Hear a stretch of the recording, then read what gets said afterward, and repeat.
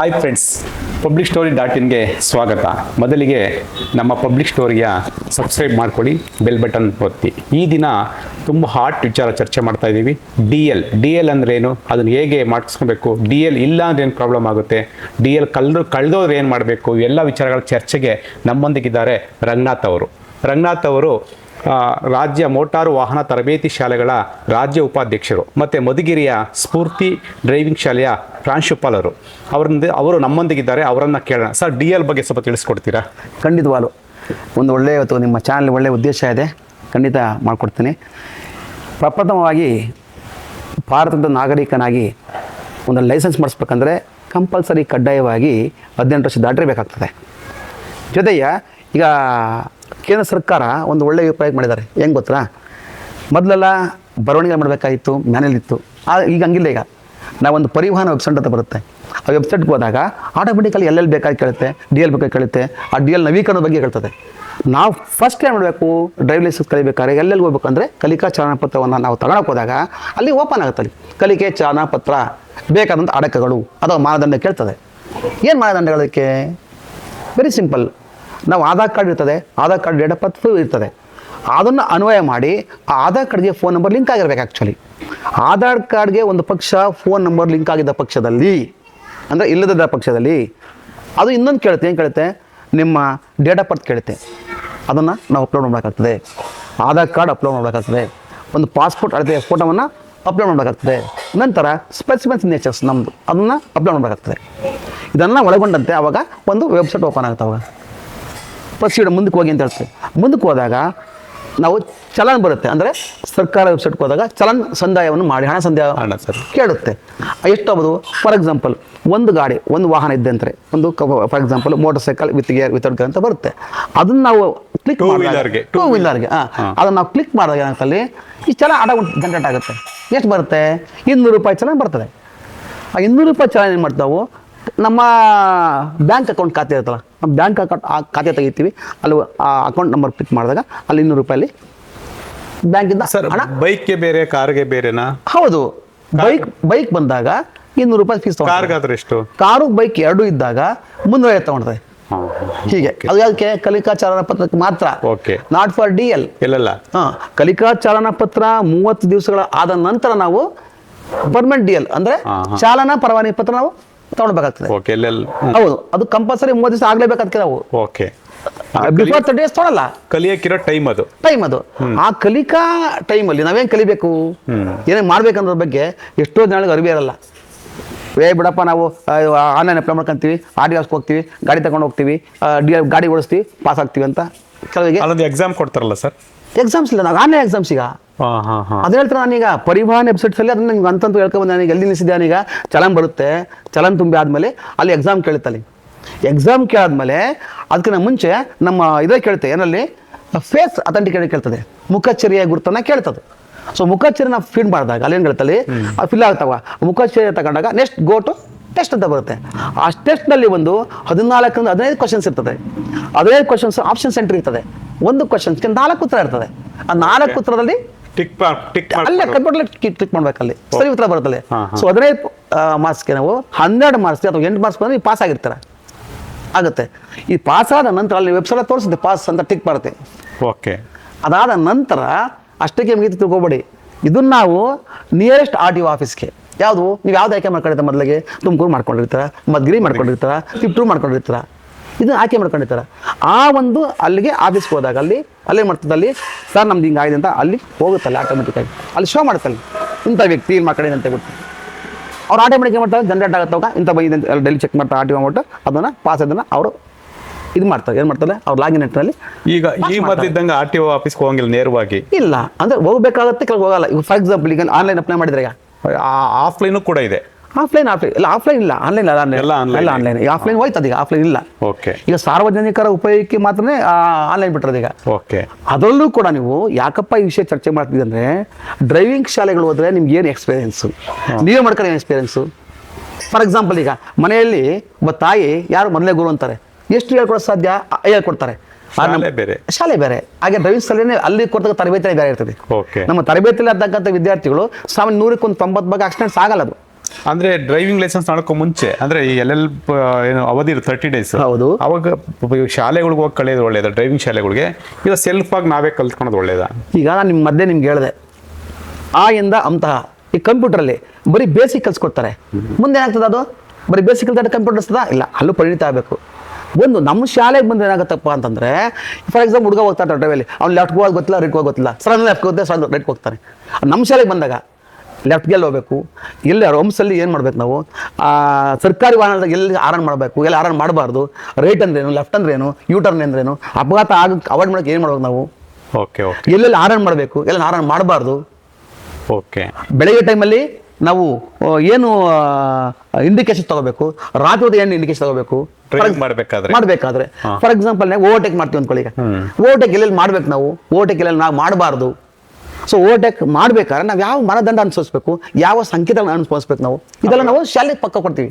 ರಸ್ತೆಯಲ್ಲಿ ಏನೆಲ್ಲ ಸಂಕೇತಗಳನ್ನ ಹಾಕಿರ್ತೀವಿ, ಅದು ನಿಖರವಾಗಿ ನಾವು ಹೇಳ್ಕೊಡ್ತೀವಿ ಅವ್ರಿಗೆ. ಆದ್ರೆ ನೀವೇ ಸ್ವಂತ ಹೋದಾಗ ಎಲ್ಲ ಗೊತ್ತಿರ್ತದ? ಇಲ್ಲ. ನಾನು ಗಾಡಿ ಓಡಿಸ್ತೀನಿ, ಅವ್ರು ಲೈಸೆನ್ಸ್ ಕೊಡ್ತಾ ಅಂತಾರೆ. ಇತ್ತೀಚಿನ ದಿನದಲ್ಲಿ ಈಗ ಎಲ್ಲ ಕಡೆ ಸೆನ್ಸರ್ ಟ್ರ್ಯಾಕ್ ಬಂದಿದೆ. ಸೆನ್ಸರ್ ಟ್ರ್ಯಾಕ್, ಸೆನ್ಸರ್ ಟ್ರ್ಯಾಕ್ ಅಲ್ಲಿ ಪಾಸ್ ಆಗ್ಬೇಕಪ್ಪ, ಕಡ್ಡಾಯ ಆಗ್ಬೇಕಲ್ಲಿ. ಅಲ್ಲಿ ಒಬ್ಬರು ಇರುತ್ತೆ, ಟರ್ನಿಂಗ್ ಇರುತ್ತೆ, ಎಲ್ಲ ಪ್ರತಿಯೊಂದು ಸೆನ್ಸರ್ ಟ್ರ್ಯಾಕ್ ಇದೆ. ಅದು ಸಾಮಾನ್ಯವಾಗಿ ನಾನು ತುಮಕೂರು ಜಿಲ್ಲೆಗಿಂದ ಅದಿನ್ನೂ ಆಗಿಲ್ಲ, ಅತಿ ಶೀಘ್ರದಲ್ಲಿ ಅದು ಕೂಡ ಆಗೋ ಒಂದು ಚಾನ್ಸಸ್ ಇದೆ. ಅಂದ್ರೆ ಇನ್ಮೇಲೆ ಸೆನ್ಸರ್ ಟ್ರ್ಯಾಕ್ ಅಲ್ಲಿ ನೀವು ಗಾಡಿಯನ್ನು ಓಡಿಸ್ಬೇಕಾಗ್ತದೆ, ಅದು ಕೂಡ ಮುಂದೆ ಬರುತ್ತದೆ. ಅಂದ್ರೆ ಇಲ್ಲಿ ತುಮಕೂರಲ್ಲಿಲ್ಲ, ಬೇರೆ ರಾಜ್ಯದ ಬೇರೆ ಕಡೆ ಇದೆ, ಹೊರ ರಾಜ್ಯದಲ್ಲೂ ಇದೆ, ಹೊರ ಜಿಲ್ಲೆಗೂ ಇದೆ, ಹೊರ ಜಿಲ್ಲೆಗಳಲ್ಲಿ ಇದೆ. ಆಲ್ರೆಡಿ ಬೆಂಗಳೂರಲ್ಲ ಆಲ್ರೆಡಿ ಇದೆ, ಅದಾಗ್ತಾ ಇದೆ. ಓಕೆ. ಇದು ಇಲ್ಲಿ ಬಂದಾಗ ಈ ಡ್ರೈವಿಂಗ್ ವಿಷಯಕ್ಕೆ ಬರೋಣ. ಮತ್ತೆ ಇಲ್ಲಿ ಬಂದೆ ಲೈಸೆನ್ಸ್ ಇಂದ ಶಾಲೆಗೆ ಹೋದ್ರೆ ಏನು ಅಥವಾ ಮನೆ ಕಲ್ತ್ರೆ ಏನು, ಇದು ವ್ಯತ್ಯಾಸ. ನಾವು ನಿಖರವಾಗಿ ಫಾರ್ ಎಕ್ಸಾಂಪಲ್ ಆಕ್ಸಿಡೆಂಟ್ ಆಗಿ ಏನ್ ಮಾಡ್ಬೇಕು ನಾವು ಹೇಳ್ಕೊಡ್ತೀವಿ ನಿಮಗೆ. ಫಾರ್ ಎಕ್ಸಾಂಪಲ್ ರೋಡ್ ರಸ್ತೆಯಲ್ಲಿ ಹೋಗ್ತಾ ಇರ್ತೀಯ, ಒಂದು ಆಕ್ಸಿಡೆಂಟ್ ಆಯ್ತು ಅಂದ್ಕೊಳ್ಳಿ, ಏನ್ ಮಾಡೋದು ಅವಾಗ? ಚಾಲಕನಾದಂಥವ್ನು ಫಸ್ಟು ಆ ಗಾಯಾಳ ವ್ಯಕ್ತಿಗೆ ಪ್ರಥಮ ಚಿಕಿತ್ಸೆ ಮಾಡಿ ನಂತರ ನಿಯರೆಸ್ಟ್ ಹಾಸ್ಪಿಟಲ್ಗೆ ಅವನ್ನ ಸೇರಿಸೋ ಮಟ್ಟ ಮಾಡಬೇಕು. ಅದಾದ ನಂತರ FIR ಸ್ಟೇಷನ್ ಇನ್ಫಾರ್ಮ್ ಮಾಡಬೇಕು. ಯಾಕೆ ಸ್ಟೇಷನ್ ಇನ್ಫಾರ್ಮ್ ಮಾಡಬೇಕು ನಾವು? ಅಲ್ಲಿ ನಮಗೆ ಏನಾಗುತ್ತೆ, ಅಲ್ಲಿ ಅಲ್ಲ ದಂಡ ಕಡಿಮೆ ಆಗುತ್ತೆ, ಶಿಕ್ಷೆ ಕಡಿಮೆ ಆಗುತ್ತೆ. ಯಾಕೆ ಹೇಳಿ, ವಾಲಂಟಿಯರ್ಗೆ ಒಬ್ಬ ಚಾಲಕನೇ ಬಂದು ಅಲ್ಲಿ ನಿಂತ್ಕೊಂಡು ನಮ್ಗೆ ಮಾಹಿತಿ ಕೊಟ್ಟಿದೆ ಅಂದಾಗ ಅವನು ಶಿಕ್ಷೆ ಕಡಿಮೆ ಆಗುತ್ತೆ, ಅವನು ಒಳ್ಳೇದಂತಲೇ ಇದ್ದ ಅಂತ ಹೇಳಿ. ಆದರೆ ಅನ್ನ ಹೋಗಿಲ್ಲ ಅಂದಾಗ ಏನ್ ಮಾಡ್ತಾರೆ ಅವಾಗ? ಹಿಟ್ ಅಂಡ್ ರನ್ ಕೇಸ್ ಅವಾಗ ಮಾಡ್ತದ ಅಂತ ಕೊಡ್ತಾರೆ. ಇದು ಬೇಕಾದು ಬೇಕಾಗಿಲ್ಲ, ಇದೆಲ್ಲ ನೀವು ಹೇಳ್ಕೊಡ್ತೀರಿ? ಹೌದು, ಕಡ್ಡಾಯ ಇದೆಲ್ಲ ಮಾಡ್ಕೊಡ್ತೇವೆ. ಅದಕ್ಕೆ ಡ್ರೈವಿಂಗ್ ಶಾಲೆ ನಾವು ಕರೆಯೋದು. ಅದಕ್ಕೆ ಸರ್ಕಾರ ನಮ್ಗೊಂದು ಡ್ರೈವಿಂಗ್ ಶಾಲೆ ಅಂತ ಒಂದು ಲೈಸೆನ್ಸ್ ಕೊಟ್ಟರು. ಇದು ಕೂಡ ಸರ್ಕಾರದ ವಿಭಾಗ ಅಂಗ ಕೂಡ ಒಂದು ಇನ್ನೊಂದು ಹೇಳ್ತೀನಿ ನಿಮಗೆ. ಫಾರ್ ಎಕ್ಸಾಂಪಲ್ ಈಗ ಇಲ್ಲಿ ಒಂದು ಚಾರ್ಮಡಿ ಘಾಟ್ ಸೆಕ್ಷನ್ ಅಂದ್ಕೊಳ್ಳಿ, ಅಲ್ಲಿ ಆಕ್ಸಿಡೆಂಟ್ ಆಯ್ತು, ರಾತ್ರಿ ಮಧ್ಯರಾತ್ರಿ 12-1 ಗಂಟೆ ಆಕ್ಸಿಡೆಂಟ್ ಆಯ್ತು. ಅವಾಗ ಚಾಲಕ ಏನ್ ತಗೋಬೇಕು ಮಾಡ್ಬೇಕಲ್ಲಿ? ಏನ್ ಬೇಕಾಗ ನೀವೇ ಆನ್ಸರ್ ಮಾಡಿ ನೋಡೋಣ. ತಾವೊಬ್ರು ಸಂಪಾದಕರು ಏನ್ ಆನ್ಸರ್ ಮಾಡ್ಬೇಕಂತ ಆಗುತ್ತೆ? ಚಾರ್ಮಡಿ ಘಾಟು ರಾತ್ರಿ 12 ಗಂಟೆ ಆಕ್ಸಿಡೆಂಟ್ ಆಯ್ತು, ಯಾರು ಇಲ್ಲ, ಜನ ಇಲ್ಲ, ಏನ್ ಮಾಡ್ತಾರೆ? ಆಕ್ಸಿಡೆಂಟ್ ಆಯ್ತು, ಗಾಡಿ ಏನ್ ಮಾಡ್ತಾರೆ? ನೀವು ಆಕ್ಷನ್ ತಗೊಂತೀರಾ? ಗಾಯಾಳು ಕಡೆಗೆ ನೋಡ್ಬೇಕಾಗುತ್ತೆ ಏನಾಗಿದೆ. ಆಯ್ತು, ನೋಡಿದಿರಾ? ಆಮೇಲೆ ಯಾರು ಇದಾರ ಸಹಾಯಕ್ಕೆ ಅಂತ ನೋಡ್ಬೇಕು, ನೋಡ್ತೀರಾ? ಏನೇ ನಮಗೆ ಗೊತ್ತಿರೋ ಪ್ರಾಥಮಿಕ ಚಿಕಿತ್ಸೆ ಮಾಡ್ಕೊಬೇಕಾಗುತ್ತೆ. ದಟ್ ಮೀನ್ಸ್ ಫಸ್ಟ್ ಏಡ್ ಅಂತ ಹೇಳಿ. ಫಸ್ಟ್ ಏಡ್ ಮಾಡಿ ನೆಕ್ಸ್ಟ್ ಏನ್ ಮಾಡ್ತಾರೆ ನೀವು? ಅದೇ ಏನು ಮಾಡಕ್ಕೆ ಜಾಸ್ತಿ ಇಂಜು ಆಯ್ತು ಏನ್ ಮಾಡ್ತೀರಾ? That is issues. ಅಲ್ಲ, ಅಲ್ಲಿ ಮೊಬೈಲ್ ಸಿಗಲ್ಲ ಫೋನ್ ಮಾಡ್ಲಿಕ್ಕೆ, ಮತ್ತೇನ್ ಮಾಡೋದು? ಇನ್ನೊಂದು ಅಲ್ಲಿ ಹೋಗ್ತೀವಿ ರಸ್ತೆಲಿ ಹೋಗ್ತಕ್ಕ ಇನ್ನೊಂದು ವಾಹನ ಸಹಾಯ ಪಡ್ಕೊಂಡು ನಾವು ನಿಯರೆಸ್ಟ್ ಆಸ್ಪತ್ರೆ ದಾಖಲೆ ಮಾಡ್ಬೇಕು ನಾವು. ಅದನ್ನ ವಾಹನ ಸಿಕ್ಕಿದ್ರೆ ಅದೇ ಸಾಮಾನ್ಯ ರೋಡ್ ಇರ್ತವೆ. ಹೌದು, ಬೇರೆ ಅಲ್ಲಿ ಆಂಬುಲೆನ್ಸ್ ಫೋನ್ ಮಾಡಕ್ಕೆ ಟವರ್ ಸಿಗಲ್ಲ, ಏನ್ ಮಾಡ್ತೀರಾ? ಬೇರೆ ವಾಹನದ ನಾವು ತಗೊಂಡು ಆಸ್ಪತ್ರೆಗೆ ಸೇರಿಸಬೇಕು. ನಂತರ ನಾವು ಸರ್ ಇಂಥ ಘಾಟಲ್ಲಿ ಹಿಂಗಾಗಿದೆ ಅಂತ ಸ್ಟೇಷನ್ ಇನ್ಫಾರ್ಮ್ ಮಾಡಿದಾಗ ಅವ್ರು ಬೇರೆ ಗಾಡಿ ಆಕ್ಸಿಡೆಂಟ್ ಗಂಟೆ ತಗೊಳ್ಳೋಂಥದ್ದು ಮತ್ತೆ ಮಾಡ್ತಾರೆ. ಇದನ್ನ ಯಾರನ್ನ ಜನರಲ್ ಹೇಳ್ಕೊಡ್ತಾರೆ? ಡ್ರೈವಿಂಗ್ ಶಾಲೆ ಇಷ್ಟೆಲ್ಲ ಹೇಳ್ಕೊಡ್ತೀವಪ್ಪ ನಾವು. ನಿಮ್ಗೆ ಗೊತ್ತಿಲ್ಲ, ನೀವು ಡ್ರೈವಿಂಗ್ ಶಾಲೆಗೆ ಬಂದ್ರೆ ಅವ್ರನ್ನ ಕಮಿಟ್ ಮಾಡಿಸ್ತೀರ ಅಂದ್ರೆ ಒಳ್ಳೆ ಡ್ರೈವರ್ ಆಗಿ ಉತ್ತಮ ಪಾಲನೆ ಮಾಡೋ. ಹೌದೌದು, ಇದರಿಂದ ಅಟ್ಲೀಸ್ಟ್ ಎಲ್ಲ ಇದರಿಂದ ಅಪಘಾತ ಕಡಿಮೆ ಆಗುತ್ತೆ ಅಂತ ಹೇಳಕ್ ಸಾಧ್ಯ ಅಲ್ಲ. ಆದ್ರೆ ಅವ್ನಿಗೆ ಕಾನೂನನ್ನ ಪಾಲನೆ ಮಾಡ್ತಾರೆ. ಕಾನೂನು ಜೊತೆಗೆ ಈ ಸಾಂದರ್ಭಿಕ ಅಂತಾರೆ. ಸಾಂದರ್ಭಿಕ ಸಲಹೆ, ಸಾಂದರ್ಭಿಕ ಉಪಚಾರ ಅಂತ ಹೇಳ್ತಾರಲ್ಲ, ಇದು ಅಲ್ಲಿ ಅನ್ವಯ ಆಗುತ್ತೆ. ಅದೇ ನೀವು ಜನರಲ್ಲೇ ನಮ್ಮ ಮಗ ಗಾಡಿ ಓಡಿಸ್ತಾನೆ ಬಂದು ಓಡಿಸಿದಾಗ ಹೆಂಗ್ ಓಡಿಸ್ಬೇಕು? ಆಯ್ತಪ್ಪ, ಒಬ್ಬ ಇನ್ಸ್ಪೆಕ್ಟರ್ ಬಂದು RTO ಕಚೇರಿನಲ್ಲಿ ನೋಡಪ್ಪ ಈ ಟ್ರ್ಯಾಕಲ್ಲಿ ಹಿಂಗೆ ಹೋಗು ಅಂತ ಹೇಳ್ತಾರೆ. ಅವ್ನಿಗೆ ರಸ್ತೆ ಸಂಕೇತನೇ ಗೊತ್ತಿರಲ್ಲ, ಲೆಫ್ಟ್ ಟು ರೈಟ್ ಗೊತ್ತಿಲ್ಲ, ಅವಾಗ ಏನ್ ಮಾಡ್ತಾರೆ ನೀವು?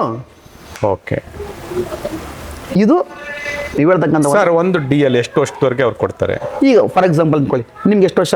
18 ವರ್ಷ ಅಂದ್ಕೊಳ್ಳಿ. 18 ವರ್ಷ ನೀವು ಲೈಸೆನ್ಸ್ ಮಾಡ್ತೀವಿ ಅಂದ್ಕೊಳ್ಳಿ, ನಿಮ್ಗೆ ಅಪ್ ಟು 40 ಇಯರ್ಸ್ ತನಕ ನಿಮ್ಗೆ ಲೈಸೆನ್ಸ್ ಕೊಡ್ತೀವಿ. ಯಾವುದಕ್ಕೆ? ಓನ್ಲಿ NT ಅಂತ, ಅಂದ್ರೆ ನಾನ್ ಟ್ರಾನ್ಸ್ಪೋರ್ಟ್ ಅಂದ್ರೆ ಈ ನಾನ್ ಟ್ರಾನ್ಸ್ಪೋರ್ಟ್ ಯಾವ ಬರ್ತದೆ? ನಾನ್ ಟ್ರಾನ್ಸ್ಪೋರ್ಟ್ ಲಘು ವಾಹನ, ಬೈಕ್ ಆಗ್ಬೋದು, ಕಾರ್ ಆಗ್ಬೋದು, ಆಗ್ತದೆ. ಬಸ್ ಬರುತ್ತೆ ಸರ್? ಬಸ್ ಬರಲ್ಲ, ಅದು ಇದೀಗ ಬರ್ತದೆ. ಹೆವಿ ಬರುತ್ತೆ. ಭಾರಿ ವಾಹನ ಬರ್ತದೆ. ಓನ್ಲಿ ಕಾರು, ಬೈಕು, ಹೌದು, ಟ್ರ್ಯಾಕ್ಟರ್ ಚಾಲನೆ ಇವಕ್ಕೆಲ್ಲ ಅಷ್ಟು ಕೊಡ್ತೀವಿ. ಆದರೆ ಭಾರಿ ವಾಹನ ಬಂದಾಗ ಅದಕ್ಕೆ ಕೇವಲ 5 ವರ್ಷ ಇರ್ತದೆ. 5 ವರ್ಷಕ್ಕೊಂದ್ಸಲ ರಿನ್ಯೂವಲ್ ಮಾಡಿಸ್ಬೇಕಾಗ್ತದೆ. ಓಕೆ. ಆಗಿರ್ತದೆ. ಆದರೆ ಇಲ್ಲಿ ಏನಪ್ಪ ಆಗುತ್ತೆ ಅಂತಂದ್ರೆ ನವೀಕರಣದ ಸಮಯದಲ್ಲಿ ಫಾರ್ಮ್ ನೀವು ಹೇಳಲ್ಲ ಪರಿವಹನ್ ಹೋದ್ರೆ ಎಲ್ಲ ಅದೇ ಶೋ ಮಾಡ್ತೀವಿ, ಏನೋ ಬೇಕು ಅಡಕ ಮತ್ತೆ ಆನ್ಲೈನ್ ಥ್ರೂನೇ ಹೋಗ್ಬೇಕು. ಹೌದೌದು. ಈಗ ನಾವು RTO ಕಚೇರಿ ಹೋಗ್ಬೇಕಂದ್ರೆ ಕೂಡ ಆನ್ಲೈನ್ ಹೋಗ್ಲೇಬೇಕು. ನಾವೀಗ ವೆಬ್ಸೈಟ್ಗೆ ಹೋಗಿ ಪರಿವಹನಲ್ಲಿ ಆನ್ಲೈನ್ ಕೇಳಿದಾಗ ಮತ್ತೆ ನಾವು ರಿನ್ಯೂವಲ್ ಮಾಡಿಸ್ಬೇಕಾದ್ರೆ ಮತ್ತೆ ನಾವು ಡ್ರೈವಿಂಗ್ ಟೆಸ್ಟ್ ಕೊಡ್ಬೇಕಾ? ಇಲ್ಲ, ಏನಿಲ್ಲ. ನವೀಕರಣಕ್ಕೆ ಯಾವುದೇ ಕಲ್ತಕ್ಕೂ ಅದು ಇಲ್ಲ. ಅದೇ ಭಾರಿ ವಾಹನ ಮಾತ್ರ ಇರ್ತದೆ. ಭಾರಿ ವಾಹನಕ್ಕೆ ಪ್ರತಿ ನವೀಕರಣಕ್ಕೂ ನಾವು ಟೆಸ್ಟ್ ಅಂತಲ್ಲ. ನಾವು ಉದಾಹರಣೆಗೆ ಒಂದು DL ಲೈಸೆನ್ಸ್ ಅನ್ನ ನವೀಕರಣಕ್ಕೆ ಹೋಗ್ತೀವಿ ಅಂದ್ಕೊಳ್ಳಿ. ಆದರೆ ಈಗ ಫಾರ್ ಎಕ್ಸಾಂಪಲ್ ಎಷ್ಟು ತಾರೀಕು ಇವತ್ತು ಡೇಟ್ ಎಕ್ಸಾಂಪಲ್ ಸ್ಟೂಡೆಂಟ್ಸ್ ಅಂದ್ಕೊಳ್ಳಿ. ಇವತ್ತು ನಮ್ಮ ನವೀಕರಣ ಇರುತ್ತೆ ಅಂದ್ಕೊಳ್ಳಿ. ನಾವು ಇವತ್ತು ಹೋಗಲ್ಲ, 1 ಮಂತ್ ಬಿಟ್ಕೊಂಡು ಹೋಗ್ತೀವಿ ಅಂದ್ಕೊಳ್ಳಿ. ಅವಾಗ ನಮ್ಗೆ ದಂಡ ಬರುತ್ತೆ, ಶುಲ್ಕ ದಂಡ ಬರುತ್ತೆ. ವಿತಿನ್ ಟೈಮಲ್ಲಿ ನವೀಕರಣ ಮಾಡ್ಕೋಬೇಕು. ಆ ಶುಲ್ಕ ದಂಡ ಬಂದಾಗ ರಿನ್ಯೂವಲ್ ಮತ್ತೆ ರೀಟೆಸ್ಟ್ ಅಂತ ಕೇಳುತ್ತೆ. ನವೀಕರಣ ಮತ್ತೆ ಮರುಚಾಲನೆ. ಲೈಟ್ ವೆಹಿಕಲ್ಸ್ ಇಲ್ಲ, ಯಾರು ಜಾಸ್ತಿ ಆಗ್ಬೋದು. ಆನ್ ಡೇಟ್ ನಾವು ಹೌದು, ಅದಕ್ಕೊಂದು ಗ್ರೇಸ್ ಟೈಮ್ ಇರುತ್ತೆ. ವಿತಿನ್ ಗ್ರೇಸ್ ಟೈಮಲ್ಲಿ ನಾವು ಮಾಡ್ಕೋಬೇಕು. ಇಲ್ಲ ಅಂದ್ರೆ ಅದಕ್ಕೆ ರಿನ್ಯೂವಲ್ ರೀಟೆಸ್ಟ್ ಕೇಳುತ್ತೆ. ಸರ್, ಇವಾಗ DL ಅಲ್ಲಿ ಇವಾಗ ಯಾವ್ದೋ ಒಂದು ನೀವು ಆಧಾರ್ ಅಡ್ರೆಸ್ ಕೊಟ್ಟಿರ್ತೀವಿ, ನಾವು ಅಡ್ರೆಸ್ ನ ಚೇಂಜ್ ಮಾಡ್ಕೋಬೇಕು. ಹೌದು, ಅವಾಗೂ ನಾವು ಹೇಗ್ ಮಾಡ್ಬೇಕು? ಆಗ ಪ್ರಕ್ರಿಯೆ ಏನಿರುತ್ತೆ? ಈಗ ಆಲ್ರೆಡಿ DL ಮಾಡಿಸ್ಕೊಂಡಿರ್ತೀವಿ, ಆ ಅಡ್ರೆಸ್ ನ ಚೇಂಜ್ ಮಾಡಿಸ್ಬೇಕು. ರಿನ್ಯೂವಲ್ಗೆ ಮಾಡ್ಕೋಬಹುದು.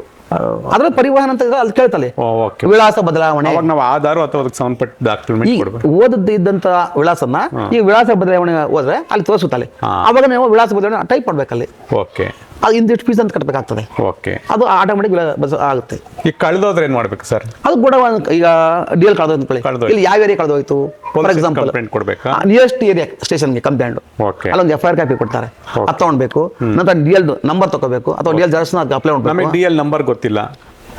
ಆಲ್ರೆಡಿ ನೀವು ಆಧಾರ್ ಕಾರ್ಡ್ ಅಥೆಂಟಿಕೇಟ್ ಆಗಿದ್ರೆ ಆಧಾರ್ ಕಾರ್ಡ್ ನಿಮ್ಗೆ DL ಸಿಗುತ್ತೆ. ಆಧಾರ್ ಕಾರ್ಡ್ ನಂಬರ್ ನಮ್ಮ DL ನಂಬರ್ ನವೀಕರಣ ಈಗ ತತ್ರಾಂಶದಲ್ಲಿ ಇತ್ತೀಚೆಗೆ ಬಂದಿರೋಲ್ಲ, ಮದ್ದಿರಲ್ಲ. ಆ ಥರ ಹಳೇದಿದ್ರಿಲ್ಲ, ಅವಾಗ ಹೊಸದಾಗೆ ತಗೋಬೇಕು. ಇಲ್ಲ, ಹೊಸದಾಗಿಲ್ಲ. ಅಟ್ಲೀಸ್ಟ್ ಆಧಾರ್ ಮಾಡಿ DL ನಂಬರ್ ಹುಡ್ಕೊಂಡ್ರೆ ಸಿಗ್ತಾ ಇತ್ತು ಅವಾಗ.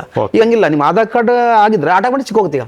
Okay okay. ಅದು ಈಗ ಒಂದು ಒಳ್ಳೆ ತತ್ರಾಂಶದಲ್ಲಿ ಬಹಳ ಒಳ್ಳೆ ಇದಾಗಿದೆ. ಓಕೆ, ಆ ಥರ ಆಗಿದೆ. ಭಯ ಏನು ಅಗತ್ಯ ಇಲ್ಲ. ಇಲ್ಲ, ಅಗತ್ಯ ಇಲ್ಲ. ಸರ್, ಕೊನೆ ಪ್ರಶ್ನೆ. ಈಗ ನಾವು DL ತಗೊಳ್ಬೇಕಾದ್ರೆ ವಾಹನಗಳನ್ನ ನಾವು ಶಾಲೆಗೆ ಹೋಗಿ ಕಲಿಬೇಕಾ, ಅಥವಾ ನಾವೀಗ ಯಾರೋ ಬೇರೆ ಫ್ರೆಂಡ್ಸ್ಗಳಿಂದ ಕಲಿತು ನಾವು ವಾಹನವನ್ನ DL ತಗೊಳೋದು ಒಳ್ಳೇದು? ನಾನು ನಿಮ್ಗೆ ಆಲೇ ಹೇಳಿದೆ, ಶಾಲೆಗೆ ಹೋದ್ರೆ ಅನುಕೂಲ ಏನು, ಶಾಲೆಗೆ ಹೋದ್ರೆ ಅನಾನುಕೂಲ ಅಂತ ಹೇಳ್ಬಿಟ್ಟು. ಶಾಲೆಗೆ ಓದ್ ಕಲ್ತ್ರೆ ಇಷ್ಟು ಅನುಕೂಲ ಆಗ್ತದೆ. ಶಾಲೆಗೆ ಹೋಗ್ತಾ ಇದ್ದಾಗ ನೀವೇ DL ಕಲ್ತ್ಕೊಂಡಾಗ ಅಪಘಾತ ಜಾಸ್ತಿ ಆಗುತ್ತೆ. ಯಾಕಂದ್ರೆ ತಿಳುವಳಿಕೆ ಕಮ್ಮಿ ಇರುತ್ತೆ, ನಮ್ಗೆ ರಸ್ತೆ ನಿಯಮ ಗೊತ್ತಿರಲ್ಲ, ಸಂಚಾರ ನಿಯಮ ಗೊತ್ತಿರಲ್ಲ. ಜೊತೆಗೆ ನಾವು ಈ ಲೈಸೆನ್ಸ್ ಅಂತ ಹೆಂಗಂದಲೇ ಗೊತ್ತಿಲ್ಲ ನಿಮಗೆ. ಓಕೆ. ಒಂದೇ ಒಂದು ಮಾತು ಹೇಳ್ಬೇಕಂದ್ರೆ, ಅಪಘಾತ ತಡೆಯುವ ನಿಟ್ಟಿನಲ್ಲಿ ಡ್ರೈವಿಂಗ್ ಶಾಲೆಗೆ ಹೋಗಿ ನೀವು ಚಾಲನಾ ಲೈಸೆನ್ಸ್ ತೊಗೊಂಡ್ರೆ 100ಕ್ಕೆ 90% ಅಪಘಾತ ಕಡಿಮೆ ಆಗುತ್ತೆ. ಅದು ದಯವಿಟ್ಟು ನೀವು ಡ್ರೈವಿಂಗ್ ಶಾಲೆಗೆ ಹೋಗಿ ಡ್ರೈವಿಂಗ್ ಶಾಲೆಯಲ್ಲೇ ತರಬೇತಿ ತಗೊಂಡು ನುರಿತ ಚಾಲಕರಿಂದ ನೀವು ಡ್ರೈವಿಂಗ್ ತಗೊಳ್ಳಿ ಅಂತ ನಾನು ಈ ತಮ್ಮಲ್ಲಿ ಕೇಳ್ಕೊತಾ ಇದ್ದೀನಿ. ಸರ್, ನಮಸ್ತೆ ಸರ್. ಇಲ್ಲಿವರೆಗೆ ಒಳ್ಳೆ ವಿಷಯ ತಿಳಿಸ್ಕೊಟ್ಟು ಧನ್ಯವಾದಗಳು. ಧನ್ಯವಾದಗಳು.